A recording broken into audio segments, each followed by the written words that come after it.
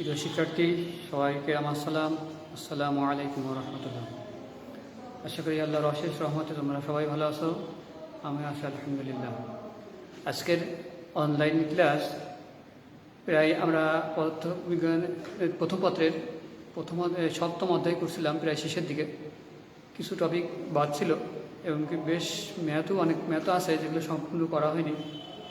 তো আজকে একটা পয়সনের অনুপাত, এটা বাচ্চাদের পয়সনের অনুপাত, এটা দেখো পয়সনের অনুপাত।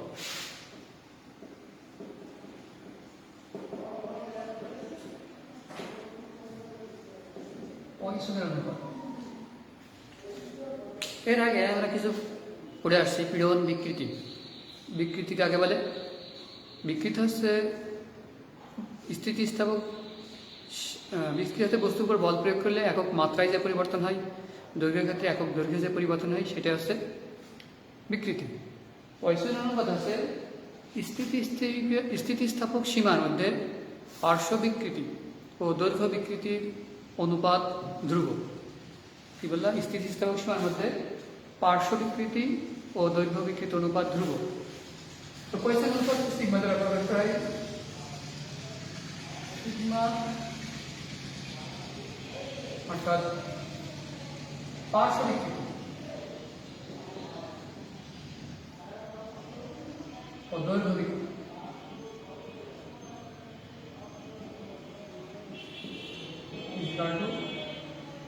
ধ্রুব, যেটাকে আমরা সিগমা দ্বারা প্রকাশ করি।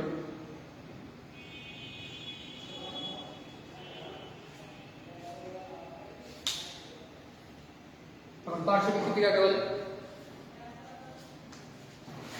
একটা তার আছে, যখন বল প্রয়োগ করা হয় তখন এর দৈর্ঘ্য বৃদ্ধি পায়। দৈর্ঘ্য বৃদ্ধি পাওয়ার সাথে সাথে এর ব্যাসার্ধ বা বেগ হ্রাস পায়।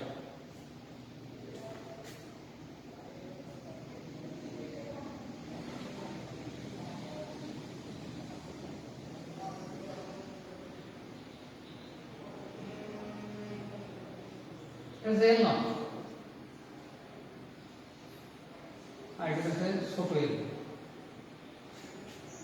পক্ষান্তরে এটুকু যদি ছোট আর ধরা হয়, আর এটা হচ্ছে বড় আর। এর পিছনে এই হচ্ছে আদি দৈর্ঘ্য। এক বল প্রয়োগ করার পরে দৈর্ঘ্য বৃদ্ধি পেয়েছে, সেই দৈর্ঘ্য বৃদ্ধিতে ছোট বৃদ্ধি হচ্ছে দৈর্ঘ্য বৃদ্ধি। এদিকে আর ইকুয়াল টু আদি ব্যাসার্ধ, ছোট আর আছে পরিবর্তিত ব্যাসার্ধ। এখন পার্শ্ব বিকৃতি কি? পার্শ্ব বিকৃতি হচ্ছে ব্যাসার্ধের পরিবর্তন বা আদি ব্যাসার্ধ। দৈর্ঘ্য বিকৃতি কি? দৈর্ঘ্যের বৃদ্ধি। পার্শ্ব বিকৃতি দৈর্ঘ্য ব্যাসার্ধের পরিবর্তন, সেটা ব্যাসার্ধ হ্রাস। এক্ষেত্রে ব্যাসার্ধ হ্রাস হচ্ছে, ব্যাসার্ধ কতটুকু হ্রাস করলো বাই আদি ব্যাসার্ধ, সেটা হচ্ছে পার্শ্ব বিকৃতি। আর দৈর্ঘ্য বিকৃতি হচ্ছে দৈর্ঘ্য বৃদ্ধি বাই আদি দৈর্ঘ্য। পার্শ্ব বিকৃতি, দৈর্ঘ্য বিকৃতি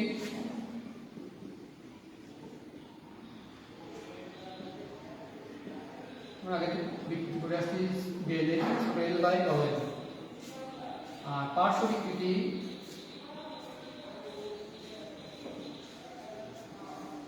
ইজিক্যাল টু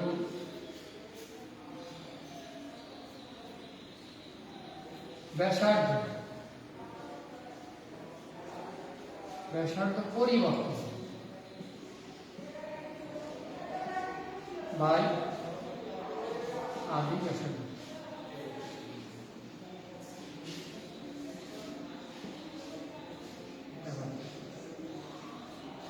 ব্যাসার্ধের পরিবর্তন কি? এখানে দৈর্ঘ্য বিকৃতির ক্ষেত্রে আমরা কি লিখছিলাম? দৈর্ঘ্য বিকৃতি লিখছিলাম অর্থাৎ টোটালটা যদি আমরা এল ধরি, টোটালটা আমরা এল ছোট এল হয় এল মাইনাস এল নট। ঠিক তদ্রূপ ব্যাসার্ধের পরিবর্তন পার্শ্ববর্তী del R by R. Del আরটা কি হবে, আমরা পরিবর্তী করে আগে লিখছি, আদিটা পরে লিখছি। যদি সিকোয়েন্স ঠিক রাখা হয়, অর্থাৎ পরের দৈর্ঘ্যটা যদি আগে লেখা হয় এবং আগের দৈর্ঘ্যটা যদি পরে লেখা হয়, সেই ক্ষেত্রে ব্যাসার্ধের পরিবর্তন আমরা লিখতে পারি ছোট আর মাইনাস বড় আর। এখানে একটা জিনিস দেখে বোঝা যাচ্ছে ছোট আরটা ছোট, বড় আরটা হচ্ছে বড়। সেই ক্ষেত্রে ডেল আর এর মানকে ঋণাত্মক আসবে। এই কারণে পার্শ্ববর্তী দিকে যদি ঋণাত্মক লেখা হয় minus del R by R. Sequence ঠিক রাখলে যদি আমি সিকোয়েন্স চেঞ্জ করি, হয়তো দেখা যাচ্ছে বড় আর মাইনাস ছোট আর লিখি, সেই ক্ষেত্রে এখানে চেঞ্জ হয়ে যাবে, সেক্ষেত্রে এটাই ঋণাত্মক আসবে। অর্থাৎ আমি সিকোয়েন্স ঠিক রাখতে চাই, এই পয়সনের অনুপাত অলওয়েজ ঋণাত্মক আসবে। তাহলে পয়সনের অনুপাত, অতএব পয়সনের অনুপাত সিগমা হিসেবে লিখতে পারি পার্শ্ববিকৃতি কোনটা minus del R by R divide by দৈর্ঘ্য বিকৃতি এল বাই এল, অথবা এল কে এখানে এল লেখা অনেক সময়, আমরা লিখতে পারি মাইনাস, এই এলটা অনেক সময় লেখা হয় ডেল এল, অর্থাৎ এই ছোট এল দৈর্ঘ্য বৃদ্ধি অনেক সময় ডেল এল লেখা হয়। তাহলে আমরা একটু যদি সাজায় লিখতে চাই, এটা লিখতে পারি del R by del L গুণ আর বাই এল বাই আর। এইটা হচ্ছে পয়সনের অনুপাত। পয়সনের আমরা এটা বুঝে দিলাম। পয়সনের অনুপাতের নির্দিষ্ট সাধারণত ধাতুর ক্ষেত্রে পয়সনের অনুপাত হয় 0.3, অধিকাংশ ধাতুর ক্ষেত্রে প্রায় 0.3 পয়সনের অনুপাত এটা মুখে থাকে অধিকাংশ ধাতুর ক্ষেত্রে।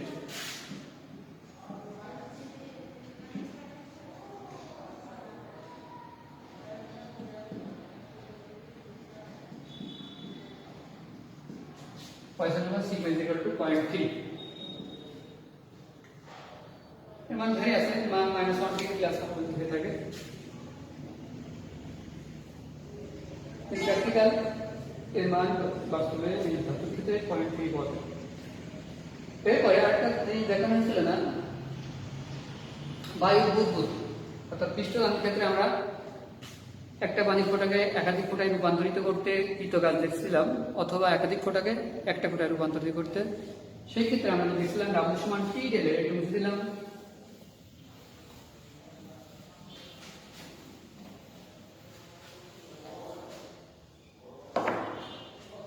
ডাব্লিউ সমান টি ডেল এ,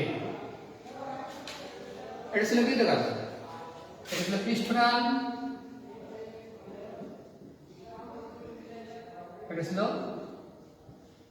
ক্ষেত্রফলের পরিবর্তন, এটা ছিল আমাদের কৃতকাজ। এখন একটা বাবল অর্থাৎ সাবানের বুদবুদ ফোটাতে, বুদবুদ ফোলাতে কৃতকাজ। এখানে ডেল এর ক্ষেত্রে অর্থাৎ একটা পানির গোলকের ক্ষেত্রে আমরা ক্ষেত্রফলের পরিবর্তন দেখছিলাম n × 4 ডেল এ সমান 4 পাই ছোট আর স্কয়ার মাইনাস 4 পাই, এরকম লিখছিলাম, যেহেতু গোলকের পৃষ্ঠের ক্ষেত্রফল এরকম। তো পানির ক্ষেত্রে মুক্ত পৃষ্ঠ, পানির ফোটার ক্ষেত্রে মুক্ত পৃষ্ঠ থাকে একটা, আর যখন একটা সাবানের বাবল ফুলানো হয় তখন বাবলের ক্ষেত্রে মুক্ত পৃষ্ঠ থাকে দুইটা, একটা বাইরের পাশ একটা ভিতরের পাশ। সেই ক্ষেত্রে পৃষ্ঠের ক্ষেত্রফল, এমনি একটা গোলকের পৃষ্ঠের ক্ষেত্রফল আমরা জানি 4 পাই আর স্কয়ার। বাবলের ক্ষেত্রে একটা পৃষ্ঠের ক্ষেত্রফল একে 2 দ্বারা গুণ করা হয়, এটা একটু খেয়াল রাখতে হবে। সেক্ষেত্রে ডেলের আগের নিয়মে হবে, কিন্তু 2 দ্বারা গুণ করা হবে। কেন 2 দ্বারা গুণ করা হবে? যেহেতু মুক্ত তল থাকে দুইটা, বাবলের ক্ষেত্রে তল বাইরের পাশে একটা থাকে, যেন একটা ফুটবলের মতো, একটা ফুটবলের দুইটা তল থাকে, বাইরের একটা তল আর একটা আছে ভিতরের একটা তল। এই কারণে দুইটা তলের কারণে ক্ষেত্রফল টোটালটাকে 2 দ্বারা গুণ করা হয়। পানির ক্ষেত্রে এটা করা হয় না, এটা একটু মনে রাখতে হবে। এখন আমরা যদি একটা প্রবলেম দেখি,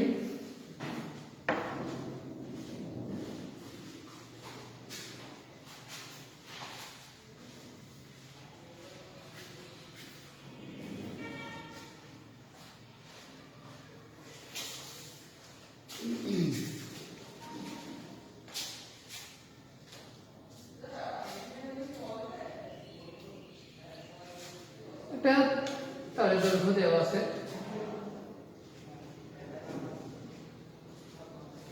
বল প্রয়োগ করার ফলে পরিবর্তিত দৈর্ঘ্য এবং ব্যাসার্ধ দেওয়া আছে। 10 নট আছে, এটা আছে 53 সেন্টিমিটার।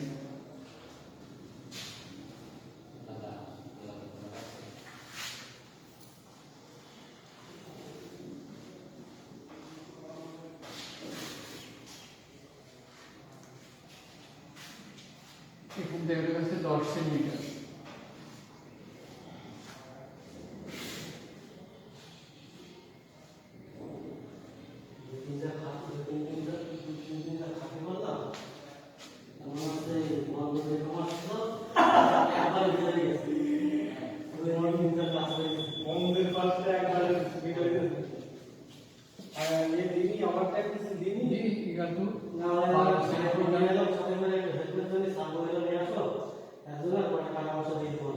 এগারো সেন্টিমিটার।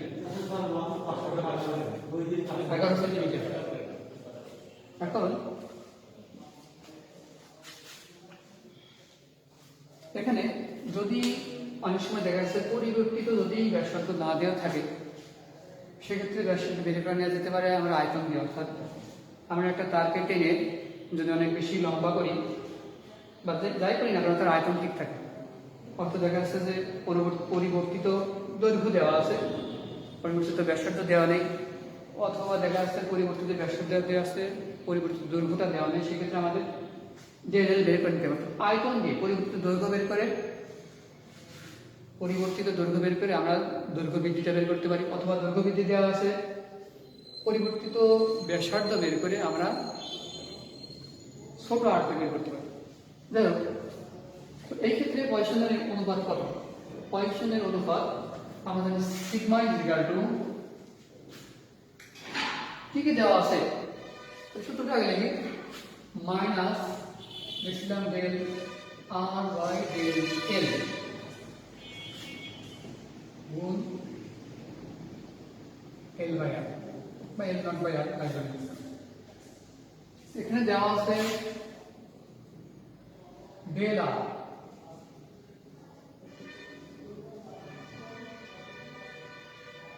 ব্যাগ দেওয়া আছে, তো 11/2 মাইনাস 12/2 এর স্কয়ার 5.5 আছে, 5.5 minus 0.5 centimeter is equal to meter. Del A is equal to 10 centimeter 0.1 meter. L এর মান দেওয়া আছে 5 সেন্টিমিটার 0.53 মিটার। আর এর মান দেওয়া আছে 12 সেন্টিমিটার 0.1 মিটার। এখন পয়সনের অনুপাত হবে কত? এখানে একটা মাইনাস ওয়ান আছে,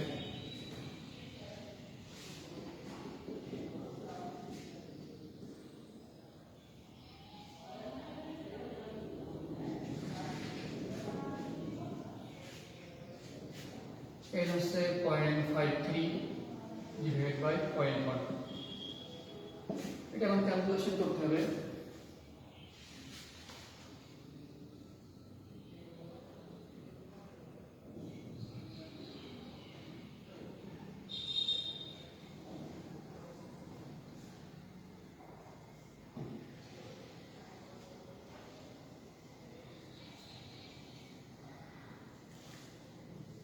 হ্যাঁ, ওখানে একটু পার্টিতে বুঝে দেখে সব মিলিমিটার এককে আছে, মিলিমিটার, তাহলে এগুলো মিলিমিটার এককে আসবে, তাহলে এটা 10⁻⁴ আসবে, তাহলে এখানে 10⁻⁴, অ্যান্সার সম্ভবত 0.45 আসবে, না হোক এরকম কিছু আসবে। তো এর আগে একটা কথা বলা হয়, এই পয়সনের অনুপাতের কোনো একক নাই। এখানে বিকৃতি, প্রথমে পার্শ্ব বিকৃতি বা দৈর্ঘ্য বিকৃতি। পার্শ্ব বিকৃতি কি ছিল? ব্যাসার্ধের পরিবর্তন বা আদি ব্যাসার্ধ। সেই ক্ষেত্রে পার্শ্ব পরিবর্তন ছিল একই রাশির অনুপাত, যার কারণে পার্শ্ব বিকৃতির কোনো একক নয়। আর একটা ছিল দৈর্ঘ্য বিকৃতি, এর আগে আমরা দেখে আসছি দৈর্ঘ্য বিকৃতি, দৈর্ঘ্যের পরিবর্তন বা আদি দৈর্ঘ্য, ওটাও একই রাশির অনুপাত, যার কারণে দৈর্ঘ্য বিকৃতির কোনো একক নাই। তাহলে মাত্রাবিহীন বা এককবিহীন দুইটা রাশির অনুপাত, সেটাও একক ছাড়াই, তো সেক্ষেত্রে পাইথন অনুপাতের কোনো একক নাই। এখন দেখো মোটামুটি আমরা শেষ পর্যায়ে চলে আসছি। তো একটা প্রবলেম আমরা দেখাই।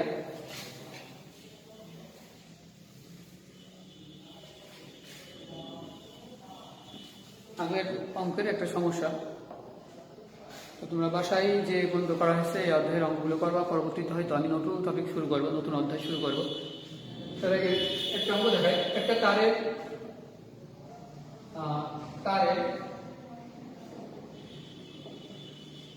একটি তারে প্রস্থচ্ছেদের ক্ষেত্রফল 1 মিলিমিটার স্কয়ার, তারটি অসহপীয় 9.8 গুণ 10⁸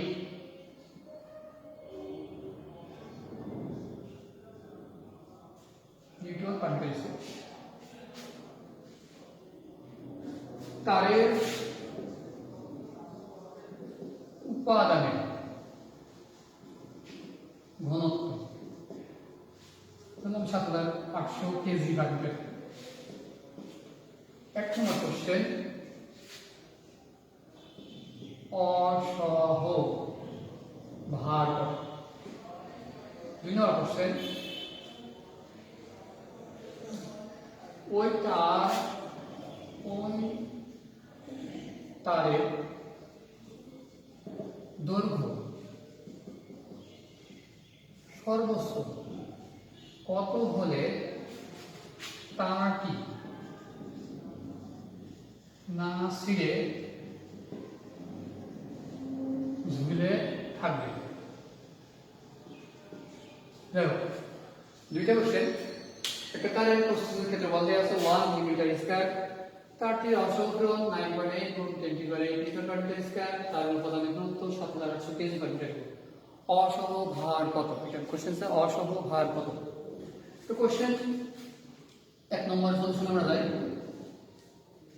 আমরা সূত্র জানি অসহপীড়ন সমান অসহপীড়ন সমান অসহ ভার বা অসহ বল বাই ক্ষেত্রফল। অসহপীড়ন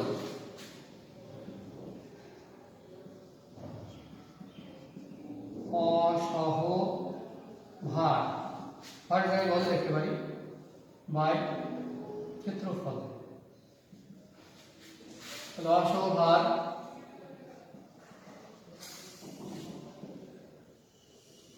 এই দুটোর গুণফল, অসহপীড়ন হচ্ছে 9.8 গুণ 10⁸। কি কি দেওয়া আছে আমি লিখি নাই। অসহপীড়ন দেওয়া আছে, ক্ষেত্রফল এ দেওয়া আছে 1 মিলিমিটার স্কয়ার। তো আমরা মিলিমিটার স্কয়ার থেকে মিটার স্কয়ার করি 10⁻⁻6 দ্বারা গুণ করি, 10⁻⁻6। তাহলে যেটা পাচ্ছি এখান থেকে 10⁻6 মানে 980 মিটার আছে, 980 মিটার। অর্থাৎ এই তারের জন্য অসহ ভার হচ্ছে 980 নিউটন। এখন তারটি না ছিঁড়ে ঝুলে থাকবে, ওই তারের দৈর্ঘ্য সর্বোচ্চ কত হলে তারটি না ছিঁড়ে ঝুলে থাকবে? 2 নম্বর কোশ্চেন। তো 2 নম্বর কোশ্চেনে আমরা যদি দেখি সলিউশন, 2 নম্বর কোশ্চেনে যদি দেখা হয়, অর্থাৎ তারে কোনো লোড দিব না, তার দৈর্ঘ্য আমি আস্তে আস্তে বাড়াতে থাকবো, বাড়াতে বাড়তে এমন একটা পর্যায়ে আসবে তারটা ছিঁড়ে যাবে। তো এই দৈর্ঘ্য এমন একটা পর্যায়ে যাবে যে তারটা ছিঁড়বে না, বাট ওই টোটাল দৈর্ঘ্যটা নিয়ে সে ঝুলে থাকবে। আরেকটু দৈর্ঘ্য বাড়ালেই ছিঁড়ে যাবে। অর্থাৎ সর্বোচ্চ কত দৈর্ঘ্য পর্যন্ত, কি কারণে ছিঁড়বে? আমরা যেহেতু তারের একটা নির্দিষ্ট উপাদান দ্বারা তৈরি, তার একটা ভর আছে, ভর থেকে একটা ওজন থাকবে, তারের দৈর্ঘ্য যত বাড়তে থাকবে তারের যেখান থেকে ঝুলানো আসে সেখানে টান বল তত বাড়তে থাকবে। টান বল যত বাড়তে থাকবে, বাড়তে বাড়তে এমন এক পর্যায়ে যাবে তারটা ছিঁড়ে যাবে, ছিঁড়বে না। ঠিক সেই মুহূর্তে তারের দৈর্ঘ্য কত ছিল বা কত হবে আমরা সেটা দেখি। সেক্ষেত্রে আমাদের অসহ ভর বা অসহ বলটা লাগবে। তো তারের এই ক্ষেত্রে তারের ওজনটা লাগবে। আমরা ধরি ধরি এর দৈর্ঘ্যে তার না ছিঁড়ে ঝুলে থাকবে। এখন এর ধরে তারের ভর কত হবে? তারের ভর আমাদের তারের আয়তন v equal to a l। এর মানে এটা, এর মানে এটা, আর m সমান সমান রো ভি, আর m v সমান সমান রো ভি জি।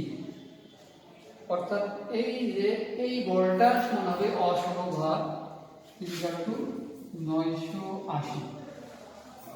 গ হতে এখানে লিখতে পারি গ হতে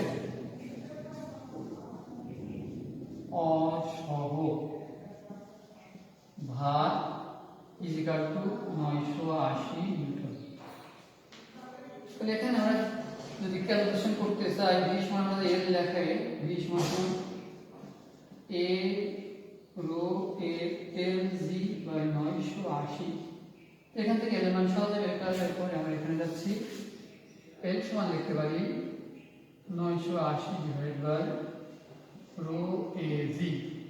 980 রো আছে 7800, 10 টু the minus 6 9.8, যেটা হবে সেটাই কারেক্ট হবে। এইটা আমরা বসাই ক্যালকুলেশন করে দিয়ে। আর এই অধ্যায়ে মোটামুটি আমরা শেষ পর্যায়ে চলে আসছি। অনেক অঙ্ক আছে অধ্যায়ে, প্রচুর অঙ্ক আছে। তোমরা বাসায় নিজেরা ট্রাই করবা। যদি কোনো সমস্যা হয়ে থাকে আমাকে কল দেবো, আমি সেগুলো ফোনে হোক অথবা পরবর্তী লেকচারে হোক সলিউশন করার চেষ্টা করবো।